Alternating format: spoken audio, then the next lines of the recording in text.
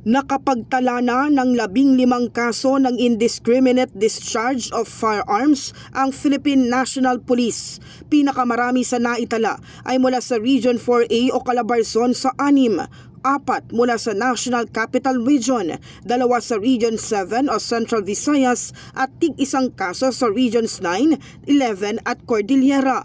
10 katao ang naaresto, kabilang ang 1 security guard, 1 pulis at 1 Bucor personnel. 9 na armas naman ang nakumpiska habang 4 ang injured sa insidente.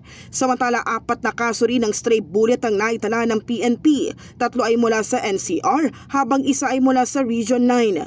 Walang nasaktan sa NCR, ngunit 1 biktima sa Region 9 ang tinamaan sa shoulder o balikat.